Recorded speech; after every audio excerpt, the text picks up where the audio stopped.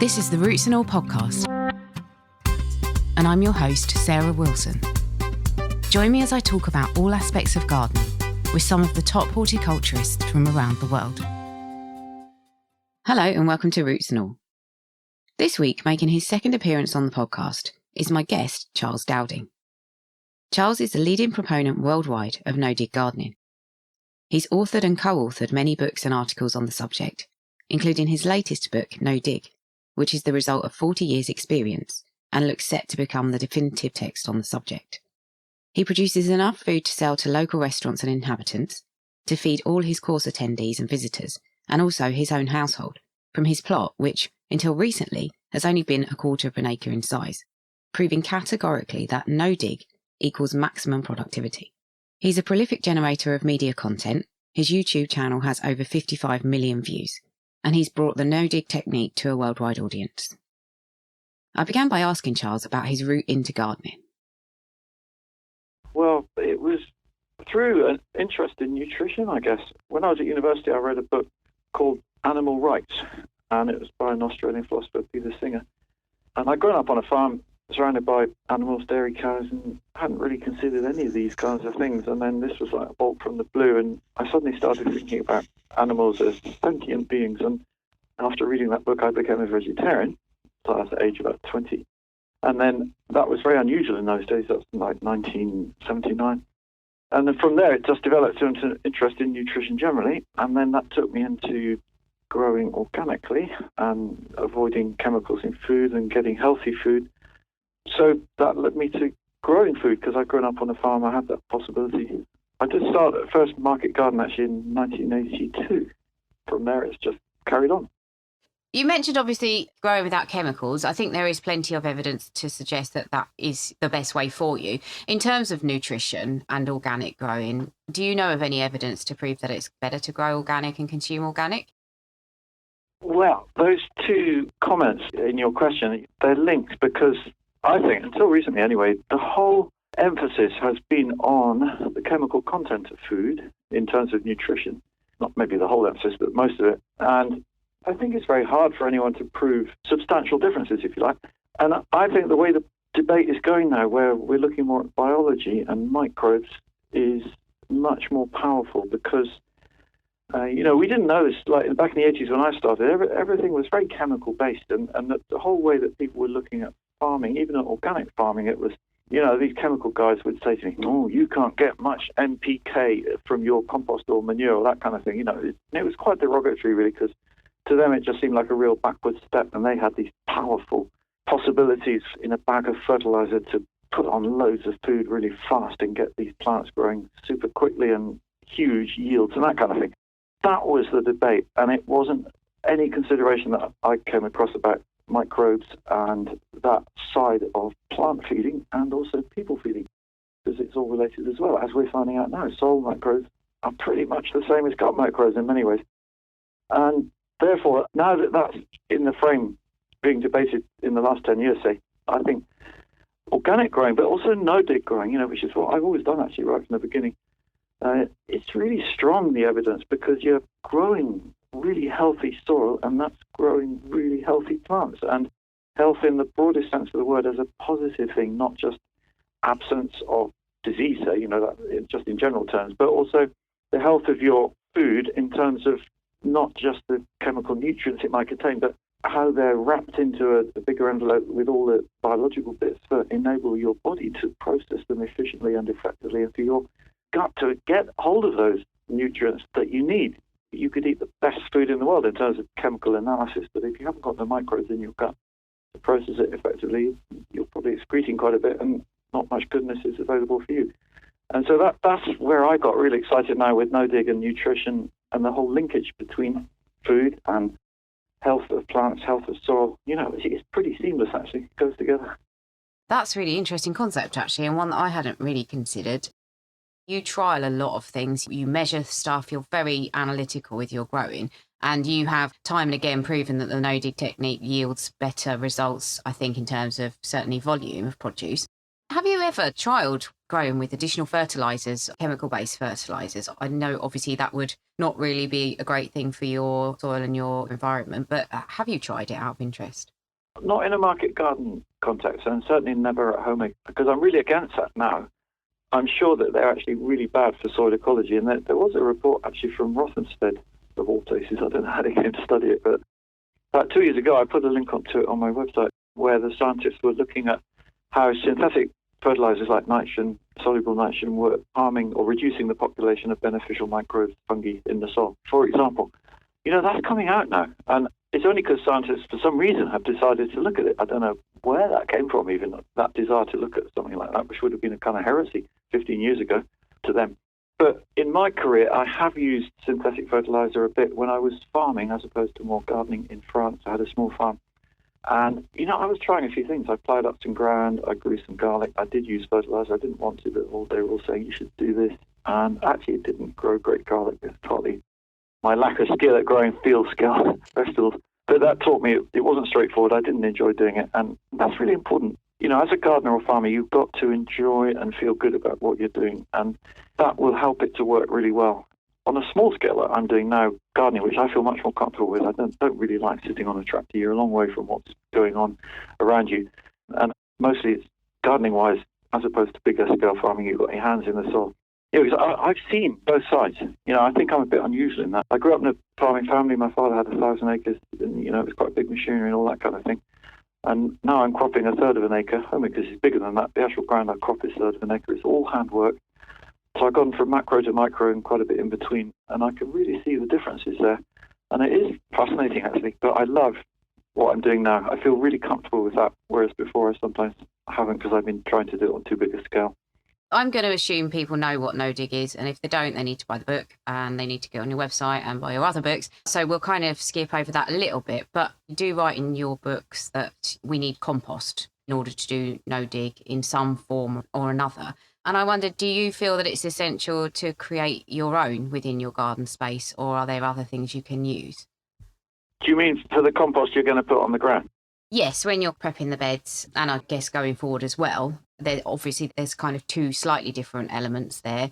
Would you use your homemade compost for the beds as they got established and maybe accept other types when you're prepping the beds, or would you prefer homemade compost for both eventualities? I mean, there are so many options. The thing with homemade compost is, for most of us, I think, including me, is can one make enough? Not so much for no dig generally, because ongoing, I reckon I can when I'm using not a huge annual dose, but it's more when making a bed at the beginning. I do feel it's worthwhile to put on extra compost to really up the fertility, the moisture holding capacity, for example, especially anyone on light soil. I really would recommend 6 inches of compost at the beginning. And I would say this is not peculiar to no dig, because there's a misunderstanding, I feel, that you need a lot of compost for no dig. What I'm talking about here is not specifically no dig. I'm talking about growing great vegetables in a small area, because that's the focus of what I'm wanting people to do. You'll find it much more efficient use of your time and resources if you concentrate them on a small area. So sometimes the amounts of compost can seem high, but usually we're talking about a small area. Small area, full-size allotment, for example, is 1/16 of an acre. It's huge. Homemaker's garden, until 18 months ago, before I bought the acre field behind, my cropped area was 1/4 of an acre. That was equivalent to 4 full-size allotments. And from that, we were selling over £20,000 worth of vegetables every year. That's from 4 allotments. And as well as feeding everybody here and feeding people coming on courses, lunches, that kind of thing. So to give you an idea of the high productivity, and that's what's efficient about no dig in terms of the amount of compost you need. It's not that no dig needs loads of compost. It's about concentrating it on often quite a small area to get an incredible output. And where I'm comparing the results from the same amount of compost in 2 beds side by side, where one I dig, one I don't dig, they receive the same amount of compost, but the no dig bed gives 10 to 15% more output. So it's very efficient. For no dig, you need less compost actually than when you're digging for the equivalent amount of yield.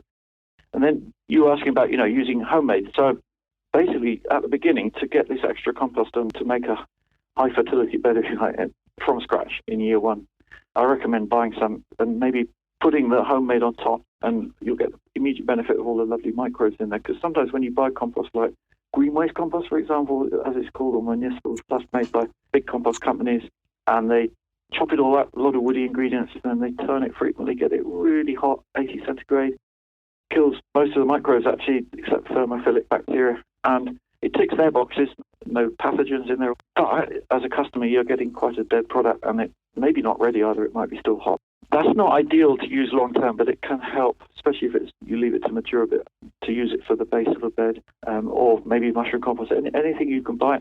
Or, leaf mold, if you've got some of that nearby. Compost is a very broad word. It covers many possibilities. Old wood chip, if you dig to the bottom of an old pile of wood chip, it's almost compost at the bottom there. You can use as well.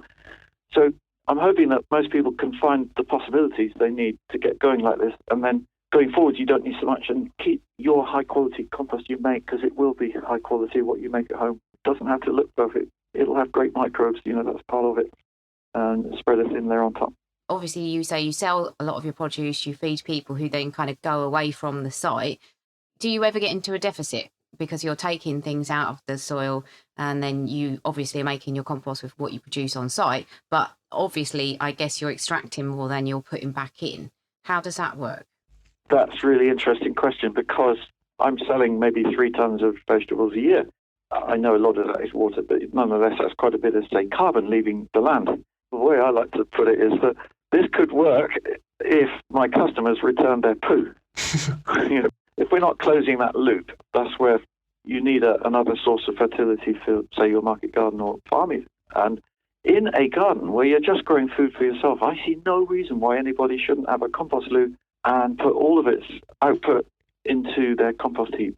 There's a book by a guy called, I think it's Jenkins actually, he's American, and it's called Humanure, H-U manure, and that's a very powerful case he makes. I wouldn't do it here though. I have a compost loo, but I put the poo output of the compost loo on rose bushes and fruit trees and that kind of thing, just because I'm selling salads. So I just wouldn't do that here. But anyone could if it's for home use. I see it as no risk whatsoever. It's only beneficial. We put the urine part, which is when people have a pee, it goes into hail straw, and we put that on our compost heaps. And so that stimulates the compost heap, and we get nice compost as one of the ingredients. Yeah, that's Joseph Jenkins. He's been on the podcast, actually, and that book is just incredible. Really one of them ones that you read and go, oh, my God, we're doing it so wrong, aren't we? It's a powerful debate to be had here. And I know some people find it strange if they haven't really thought about it, and the thought of putting human manure, say, on your land, where animal manure is just what's different, really. It's either come from us or an animal. Do you give the beds a year off, for example, as well, in rotation? Or do you just keep them going as well? I keep my beds in constant production, because what I now reckon, I didn't used to get this because it wasn't much discussed. When I was starting out, the debate was framed as, the classic statement I would hear these professors saying when they gave a lecture was, the soil is like a bank balance, nutrients in, nutrients out. And they would just look at it in those chemical terms. And if you didn't put much in, well, you wouldn't get much out. But now we're coming to see that the soil is a living process. And if you can keep that process really active, you can keep cropping. And that leads on to, it's better actually to keep beds full of plants, at least, and plant roots, because that's feeding life into the soil and feeding the soil life, because roots are exudating, excreting carbon that is coming from photosynthesis. So that's why it's beneficial to have something growing all through the season, at least not necessarily in winter. I don't think it's so important then. But say in our climate between March and early November. And therefore, I don't ever give my beds a year off, or even a month off if I can help it. Sometimes there is. But I keep cropping all through the year with vegetables. I'm not worrying about a 4-year rotation. I'm just sometimes doing the same thing after the same thing. It depends what happens to go where, really. And that's working really well. In your new book, they say don't be too slavish about crop rotation. Can no dig help you avoid plant pests and diseases? And if it does, how does that work? I think that's true. The evidence of what I'm seeing from doing, I've got one trial where I'm growing potatoes in the same soil year after year after year. And this year was the 8th consecutive year of planting potatoes in April there and harvesting them in July. This is second earliest. And then I plant leeks after that. So in every year I'm doing potatoes, leeks, and so on. And the harvest of potatoes this year was the best ever. Start in the 8th year. I think no dig is helping. Having said that, with potatoes, there's a bit of soil disturbance, but the way it happens with potatoes and no dig is so interesting because you can see how the plants are rooting into the soil below. But the tubers, the potatoes themselves, can't get down very deep because it's not loose enough for them. So I pile up a bit of extra compost on top and pull the compost from around to hill them up, if you like, ridge them up. I do get a few more green ones than I should do, really. I probably ought to use a bit more compost, but I don't want to overdo it because I'm trying to keep it in line with everything we do in the rest of the garden. And then we transplant leeks on the very same day we harvest potatoes, often in July. That's the beauty of second earlies. You don't have to wait too long to harvest them. Charlotte, Nicola, Wilger, Estima, all of those varieties can then go in a paper sack in my lean-to next to the house, and they store even until the following spring. So you've got long-term food there from that harvest in July. Meanwhile, you're growing another vegetable, so with the leeks are growing that. Currently, 8th year in a row of leeks, following the 8th year in a row of potatoes, and I've not so far noticed any diminution of health, quality, or output. I found with our no-dig beds where we put potatoes in, because we're on quite a heavy soil, everybody said, oh, plant your potatoes in the heavy soil and they'll just kind of prep it for future crops because they'll break up the soil. But they didn't. They did stay in the kind of layer of compost, and they did similar to what yours did. And they're so easy to get out. You don't need to dig them. You can just practically kind of reach in and just grab them out. Because they're near the surface, it's more likely you're going to get them all out. You can get some potatoes deeper down, particularly if you've dug, you've loosened your soil, you get some potatoes going deeper, potatoes themselves. But with no dig, the harvest is near the surface, but the roots are going down into the soil below. We're getting fantastic yields. We got from 1.2 metre bed, 4 foot wide, 6.5 metre, around 20 feet long. This year we got 58 kilos of Charlotte potatoes. And now we've got the leeks growing in glorious health as well. Really encouraging, actually. Obviously, talking about soil, can you use no-dig techniques on all types of soil? Yeah, I would say. I mean, I get interesting feedback. Well, I've done it 4 different market gardens, and the first one was on stony Cotswold brash, like really stony, small stones, quite high pH. And the second one was on horrible white clay in France. Third one was on kind of more normal yellow clay up the road here, and this one is on silt, which is over clay. So I've done more on heavy than light. They've all worked in a nutshell, and from the feedback I get, the feedback is more like if you're on light soil, chalky, sandy, you need more compost, I'm afraid. Especially for vegetables, you need a good supply of both nutrition and moisture. And both the light soils tend not to have so much of that. So that would be my one variation. But heavy soil, fantastic. If you've got clay and you know that you're just holding moisture, it holds nutrients, your plants can still wheeze into the clay, and you're planting working, if you like, the surface, which is more compost-light and soft and easy. I was just thinking back to what you were saying about us getting food that might be chemically on the surface nutritionally very good for us, but lacking that kind of, as you said, I think the parcel of the other biology that goes with it to make it absorbable by our guts or any other kind of, I suppose, different things that might be at play there. But obviously that's not been studied in any great detail, and there is a little bit of a leap of faith there. I think maybe sometimes there is that almost instinctive knowledge that we have to go with, literally trusting our guts and bridging the gaps between what we can actually prove with science and what we suspect to be true on a level that maybe we don't even understand. Do you think there is a place for that in gardening and growing food and all the rest of it? Yeah, I couldn't agree more. It almost made me laugh, actually, when you said that, trust our gut, because that's exactly what we're talking about here. And the gut is part of the brain, so your gut feelings, that's your brain thinking. And so absolutely right to follow those feelings. They are kind of thoughts, you call it what you like, really. But I had a fascinating discussion with a book editor about this, and it was about someone who's writing a book on nutrition that's come out very recently. And I said to him, wow, this is amazing. So presumably in this latest book on nutrition, they'll be touching on these subjects and mentioning how food from soil that's really full of microbes is probably going to be more nutritious because you can digest it more easily. And he said, well, the author had said to him, it's not possible to put that in because there are no peer-reviewed studies. And that, for me, is the issue with a lot of the scientific process that we seem to have at the moment. Because if you're waiting for a peer-reviewed study, you're waiting a long time, often. But more, it's about that closed loop. Peer review, I might be being a bit controversial here, but this is how I see it. Peer reviewing is mostly done by other scientists. So chances are that you're going around in a loop. And how do you break out of that with new knowledge that is going to have a favourable peer review? And that's why I couldn't agree more that we need to follow our gut instinct, I think, many times. And, I did that with no dig.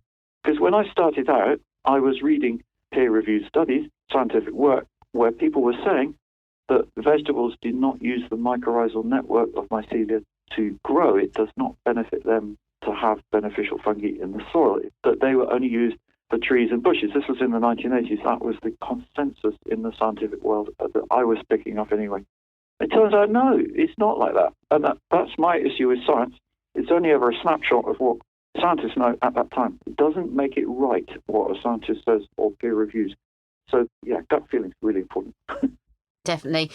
My final question is, why do you think that every last gardener, in the UK at least, has not adopted no dig? I can't understand it. Why are we not all doing it? Well, that's a fascinating question. Yeah, I couldn't agree more. Why? Why? Here you have a method that is beneficial in probably every aspect. It conserves moisture. That's really relevant this year. A lot of people are saying that. No dig gardeners, watering much less than their neighbours on the allotment say. But then in wet weather, you get better drainage. You get fewer weeds. It's more carbon efficient. So you're keeping carbon in the soil because you're not losing carbon to oxidation into CO2 through cultivation. You get a more beneficial ecology in the soil. Like, for example, you're not disturbing the beetles and toads that would eat your slug eggs. So you get less pest damage. The list goes on. And so, yeah, why? It's easier. What's the problem?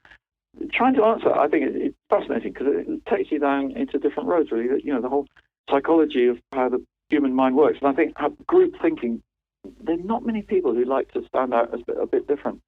And we haven't quite got to the point where I feel that no dig is the critical mass or whatever the stage it needs to be, that enough people are doing it that it kind of becomes acceptable in a general sense. I think we're very close to that. Might have actually got there very recently.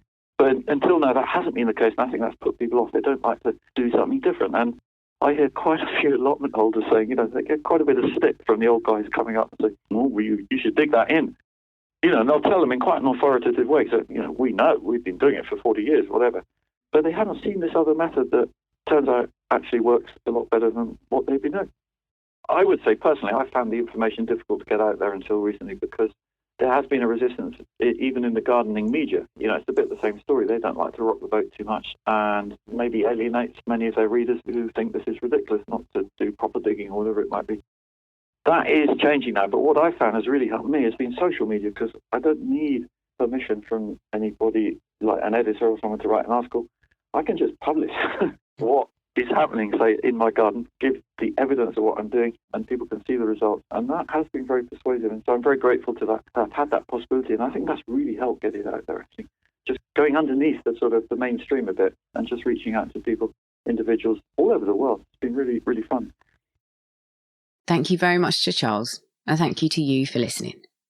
The Human Manure Handbook, which Charles mentioned, is by Joseph Jenkins, who appeared on the podcast speaking about it in episode 149, and I've put a link to it in the show notes. And also to the Stephanie Hafferty episode.